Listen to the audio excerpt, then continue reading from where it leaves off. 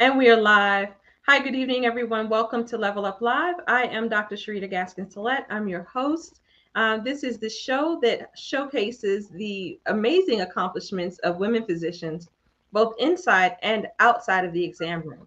So I'm really excited to talk to tonight's guest. But I want to allow a few minutes for more people to come in. So while we're waiting, I just want to remind you, if you're watching us live, please say hello in the comments. If you have questions, please put your questions in the comments. If you're watching the replay, hashtag replay, and still put your questions in the comment section. I will definitely get them to our guest. Also, I just want to remind you that registration is open for our signature event, A Weekend for Me. It is taking place November 2nd through November 5th in Puerto Rico. So www.aweekendforme.com to get more information. We have a tremendous early bird special going on right now. And it's only going on until next Friday. It will end at 11:59 p.m. on August 18th. So if you want to get in, I highly recommend that you do that early bird special. So here we go. Tonight's guest is Dr. Brenda Dintiman. And sorry guys, I didn't have her bio up on my screen. 1 second. Okay. Dr. Brenda has offered patients a caring environment and the latest in research-based innovation for the past 38 years. She has been widely recognized for excellence, particularly since she began specializing in dermatology in 1991. After graduating from the University of Richmond, she was accepted into the Medical College of Virginia. Following graduation, Dr. Dintiman completed her internship training at the University of Hawaii and her dermatology residency at the University of New Mexico. Upon completing these programs, she founded the Fair Oaks Skincare Center in the Northern Virginia area. In 2018, she opened DermUtopia Wellness, a new personalized medical and cosmetic dermatology practice in Vienna, Virginia. Outside of her daily practice, Dr. Dintiman has volunteered as a physician and as a board member for Project Access of Northern Virginia, which provides pro bono specialty care for underprivileged patients. Similarly, she has also been president of the Medical Society of Northern Virginia and remains a dedicated member, working to better the medical community for doctors and patients, as well as improve access for patients in underserved areas. Dr. Dintiman understands that limited access to care is a significant issue that must be overcome. As a result, in 2013, she founded DermUtopia Teledermatology to mitigate the dermatology care disparities. Dr. Dintiman has participated in telemedicine for the American Association of Dermatology and in 2010 received the Presidential Award for Volunteerism in Telemedicine. She has been chosen as a Washingtonian Top Doctor yearly since 2005. Welcome, Dr. Brenda. How are you? Doing great. Thank you for having me.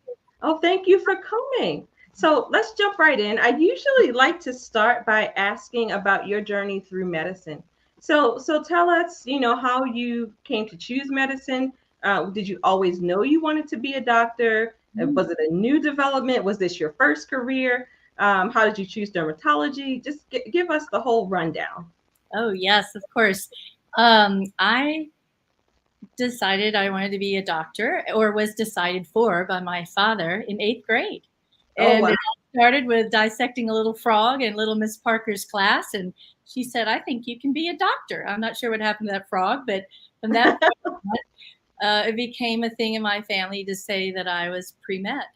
And that was a little unusual for those times. It was not usual to have a father that championed you and a mother. They were both professors, but also to be, some of us were some of the few in the class that had gone straight through college and into medical school. Many of my classmates that were women had done other great professions first. So I did medicine at MCV, it was called, in Richmond. And then I applied to internal medicine residency and matched in Hawaii because my husband was an officer in the military.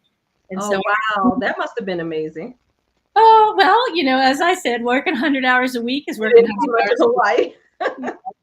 But I was a military wife for a year, and then decided I needed to take a break and worked internal medicine and in the ER, and then 1 day a week in dermatology.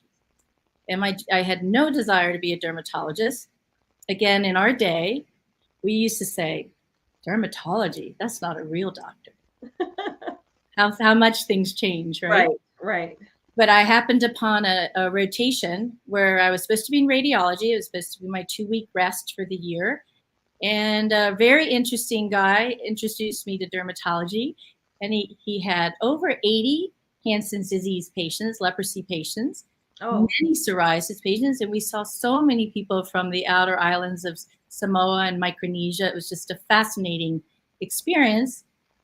And I still wasn't convinced, but he said, maybe you'd like to do dermatology. So for about 2 years, I was between ER and derm and ended up at University of New Mexico. So that was my path. It's a little, as I say, some paths are a bumpy road, and you don't know where they're going to take you. Okay, so New Mexico, but now Northern Virginia. How did we get from New Mexico to Northern Virginia? Well, we're originally from Northern Virginia, so I took my first job back here and went straight into private practice. Was there about 3 years and decided that I needed to work on my own. So I started my own practice in 1994 and was there for 23 years. I took on a partner, subsequently sold my practice to private equity, and subsequently decided that it wasn't for me. So I recreated my practice in 2018. So we're now reaching the 5-year mark of DermUtopia. Congratulations. Yeah. What an interesting journey. So you were 3 years out of fellowship and opened your own practice? Yes. My first boss was a great teacher in business. He was a great physician, and he wanted us to become partners, but sometimes you can't get a contract right. And I just decided I'd rather work at McDonald's than not have a right contract. So I just went out on my own. And very similar to what people are doing now. In those days, I just had an answering machine and let patients call me and find me. And when I started my first day, I had 23 patients. So I'm just encouraging everyone else that you can do it. That is possible. Yeah, absolutely. Now, so what gave you I like to talk a lot about mindset. And so how did you develop the mindset that I'm going to open a practice, as a new physician? Because I honestly don't hear about that very, very much. Most people, kind of work under other people for a few years. I mean, and you did worked with others for 3 years, but it still seems like a bit of an unusual or a courageous journey, I guess I'll say. Well, honestly, like that phrase that I'd rather work at McDonald's, it meant that we couldn't come to agreement. Yeah. And when you have little children, I had little children, I worked through lunch, I tried to be efficient, I was as productive as he was, but he would want to have a meeting like at 6 or 6:30. Right. Yeah. So, a lot of it comes from the feeling of lack of control. And I think I realized that not knowing that I wanted this, that I wanted more control in my life. And that's what led me in that path. So do you feel like you learned enough of the business side of medicine while you were at that practice to feel comfortable opening your practice? Yes, I did. And also a little naivety never hurts. Yes. I think I wrote him a thank you note a couple years later saying it was the best 3-year business residency I could have had. Because he's a very ethical businessman with very sound patient care ideas. So that was my first feeling of security. The second one was to create a good team. I had a good accountant, I had a lawyer, I had a billing person, and I had very few staff, 1 or 2. The rest were all outsourced. And I think by having that really core team, I always felt like if something went wrong, I could say, call Dave Sattler. He'll know what to do. Call Flincham. It became almost like a mantra.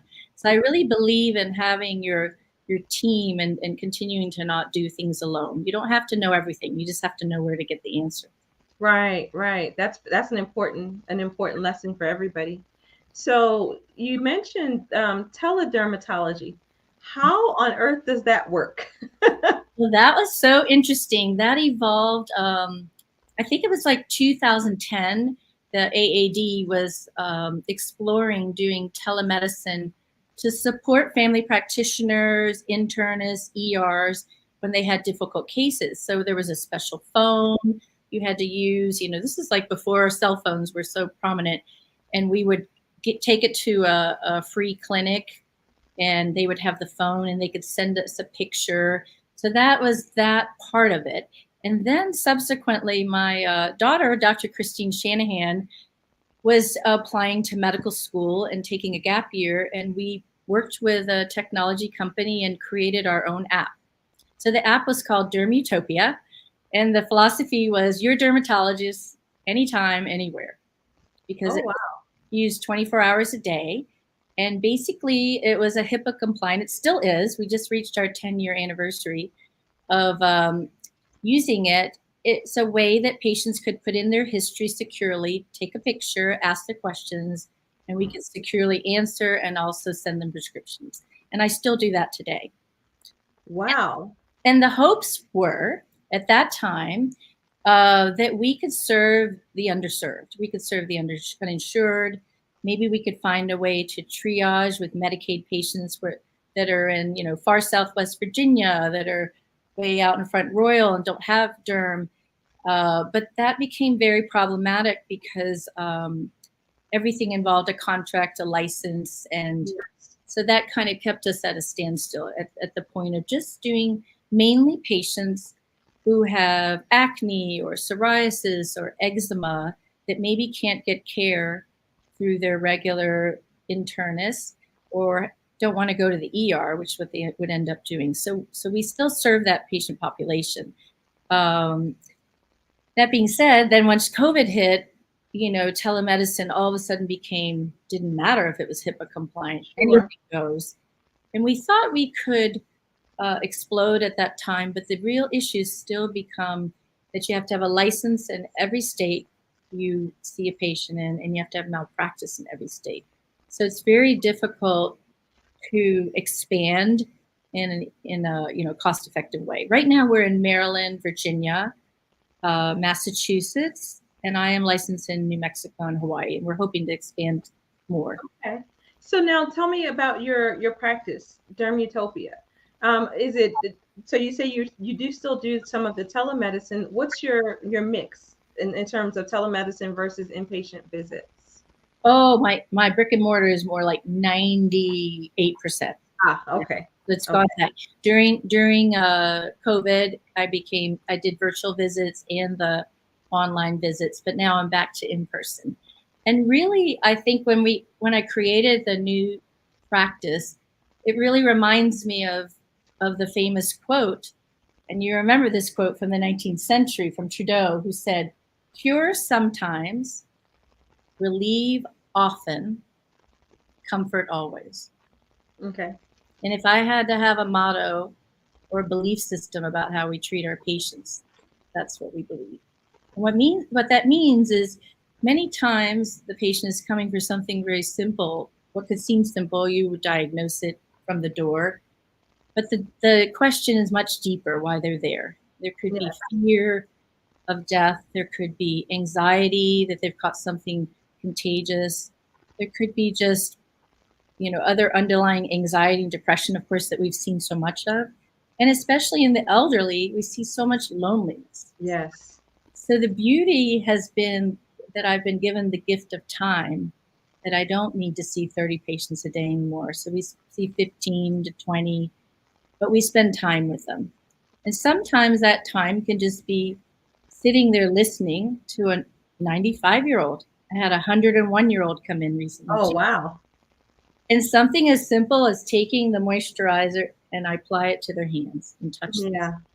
So I feel that in addition to, we always have pre-meds there where it's showing, I feel like I'm mentoring them to know that Yes. Not saying that quote that the prescription was the most important thing. What it is to comfort always. And that often means listening, or getting somebody to the right person, or helping them understand, their true fears. So it's super rewarding. It's just, it's been like incredible part of my life.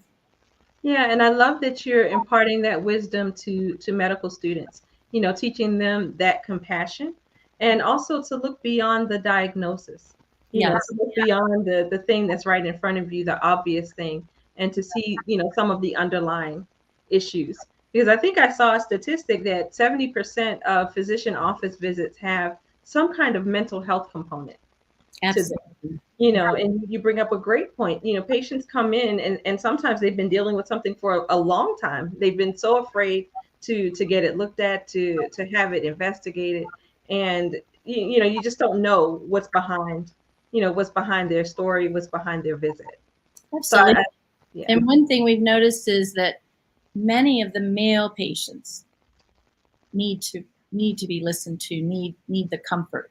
It's very interesting. It's like they don't have a safe space. They don't have I don't think guys do the same comfort that we do for our girlfriends.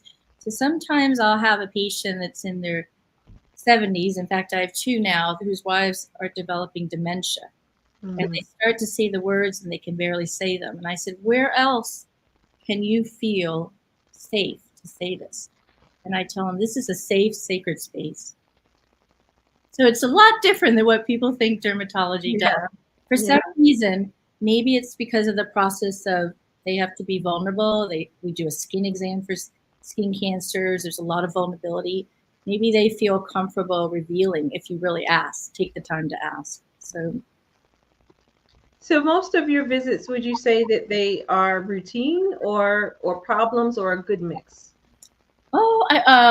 We do lots of skin exams, which I guess some people would consider that routine. We see a lot of teenage to 20-year-old acne patients, especially now with the post-COVID era. There's so many that have hormonal issues, and we work on that with metformin, spironolactone, all kinds of things. And then we do have acute rashes and allergic reactions, drug reactions, complex patients. It's about, I would say, 65% of that, and maybe about 30% that are overlap with cosmetic. Okay. Now you mentioned the acne in the younger folks post-COVID. Is there something specific that happened during COVID that's caused that? Well, I mean, I think that definitely the level of anxiety and depression and the self, the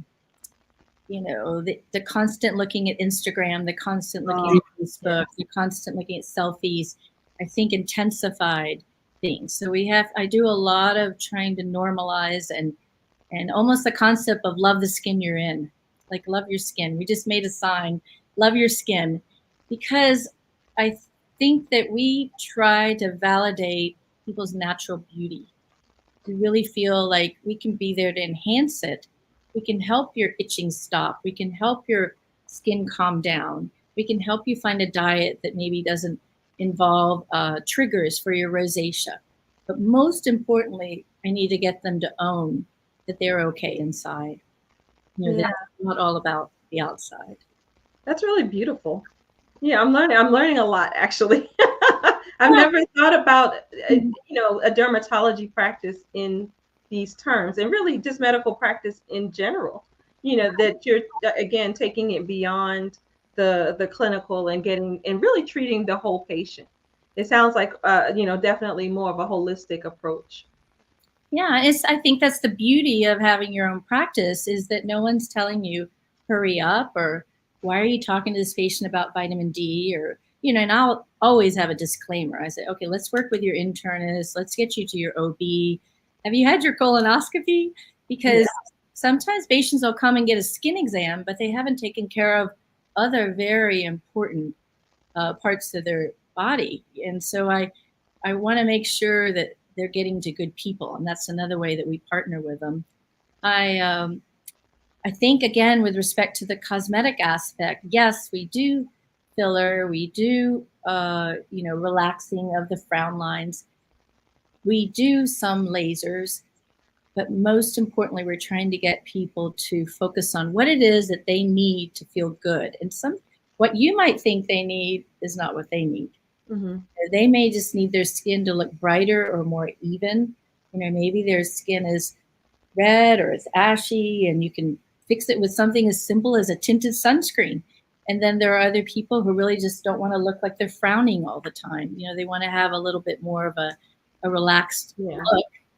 And if I'm not the right person, I'll send them to somebody else. But we do spend a lot of time trying to figure out what it is that's really driving them to come see us.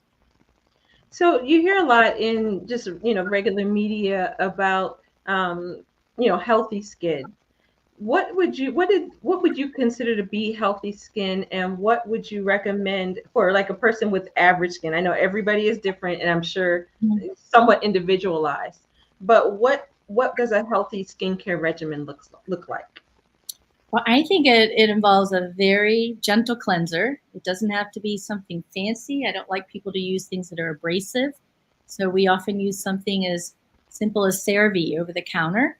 Mm-hmm. I always want them to use a tinted sunscreen. We'll say that 15, 20 times a day. And that's really evolved out of about the last 5-8 years, because we know that mineral sunscreens are better. They don't burn your eyes if you're an athlete or a runner or somebody that sweats a lot. They're not going to look white and, opaque on you. I know this lighting doesn't show it, but I can get very, very, very tan just because of my Puerto Rican background. And so I cannot wear a white, mineral sunscreen. It's very unattractive. So we know now that if we put a tint in it, we block not only the light rays, we block the light through your car window, which is UVA light. We block light from your computer and your phone. And we overall help the skin look healthier. A lot of the aging is from the sun, most of it.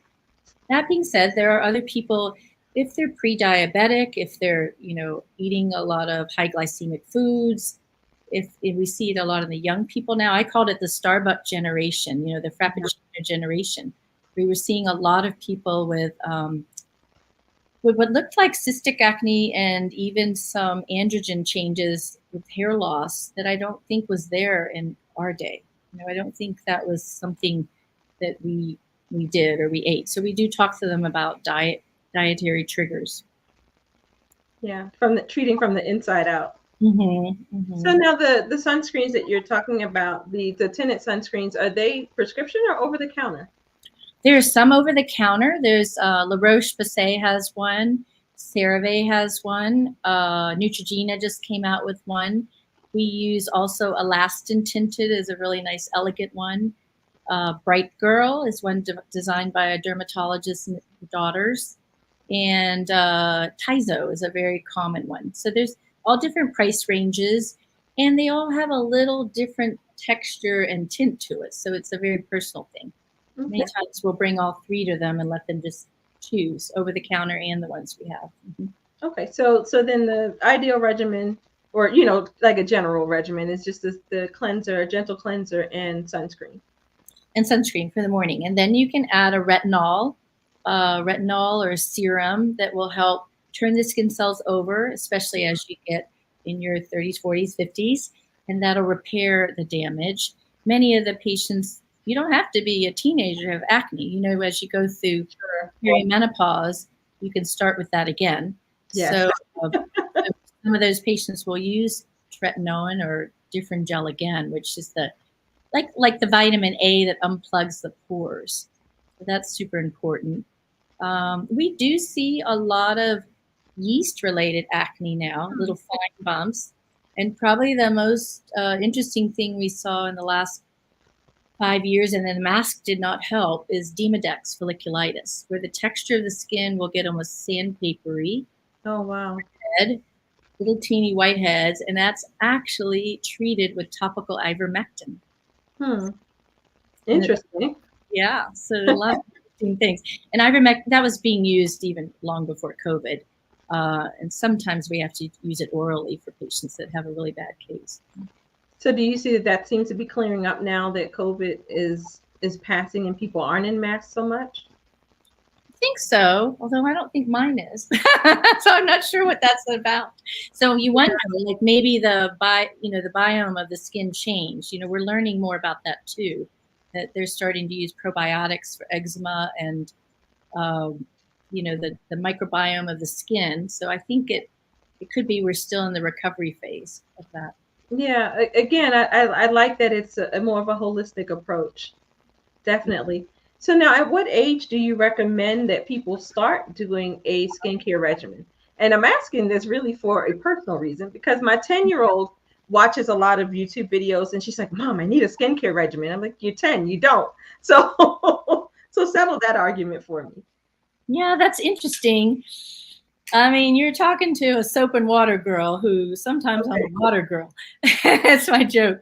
But but I did a Zoom call with a 10-year-old recently, and in their situation, the mother said, she's getting sort of obsessed with different regimens online, wants to buy all these things. And she had some OCD, whatever, that made her very particular.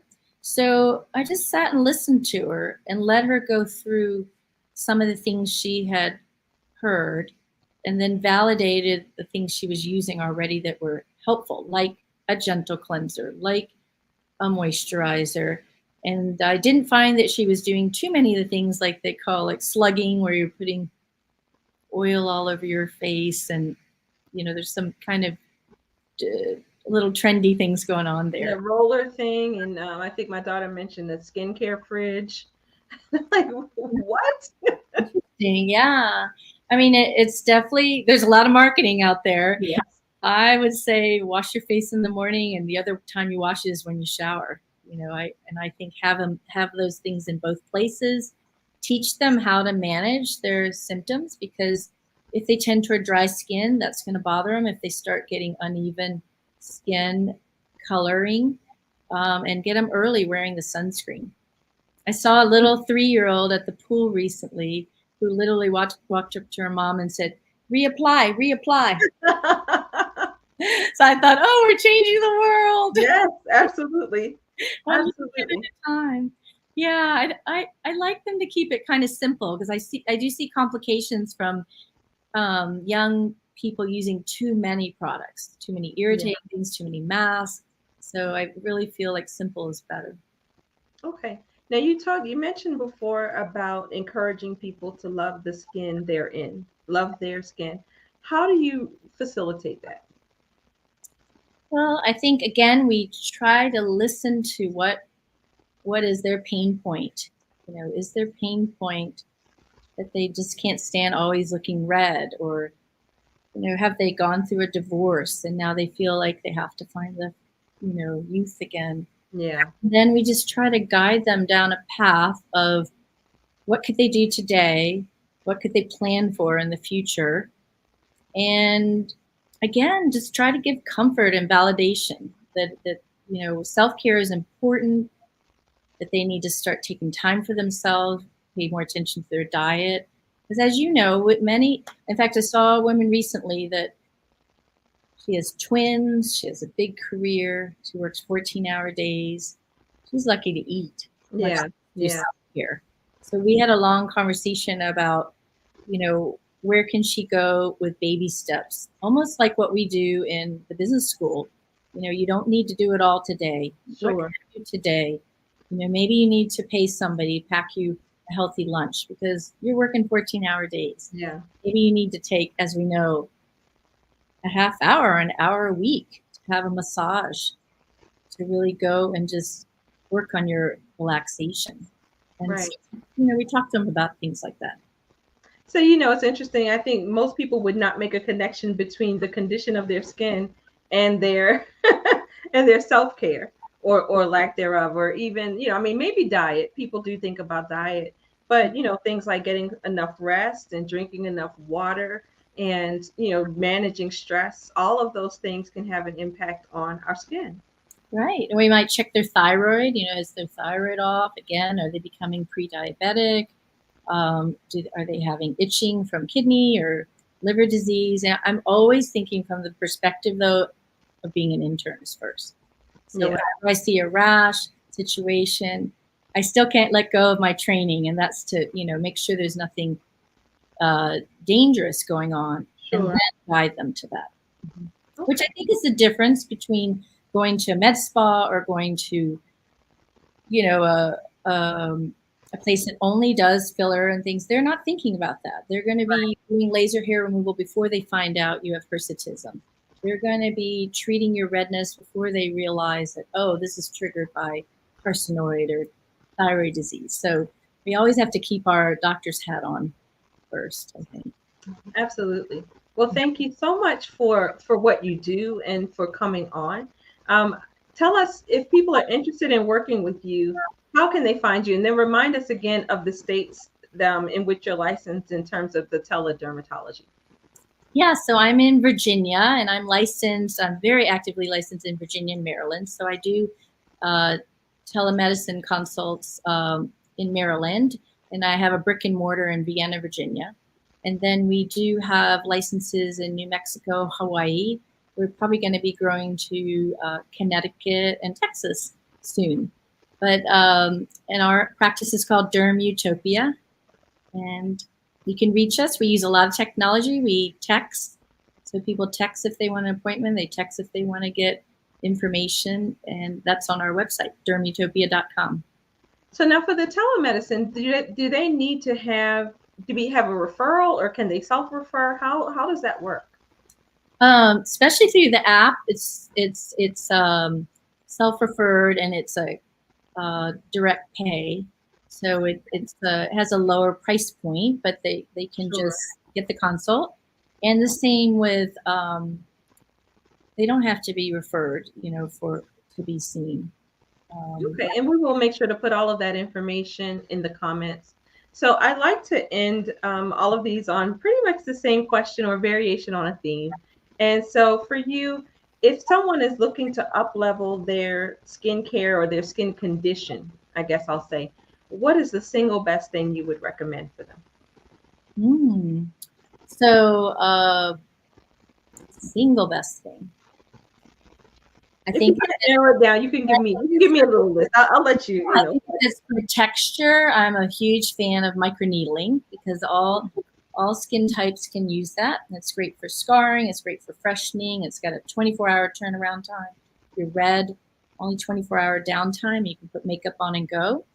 And I love Xeomin, which is the cousin of Botox, to relax frown lines in here and for your downward turning face. Easy. And we do a lot of filler to enhance cheeks. I don't do as many lips, but I love to do this because that brings that natural looking up. Because I think a lot of us look at ourselves, and what we don't like is the feeling that our face is kind of turned downward.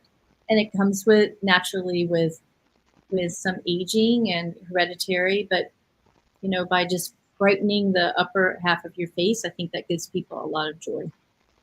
Okay. Well, thank you so much for sharing your expertise with us and giving us tips on how we can take better care of our skin and some of the things that we can do to enhance our skin so that we feel better about, our appearance and, not conversely, but also feel better about ourselves on the inside. So thank you so much for coming on. It's a pleasure having you. You too. Thank you for being here for us. We really appreciate it. Thank you. All right, guys, that's it. Thank you for coming tonight. Again, if you have questions after we're done with the live, put them in the chat and I will pass those on to Dr. Brenda.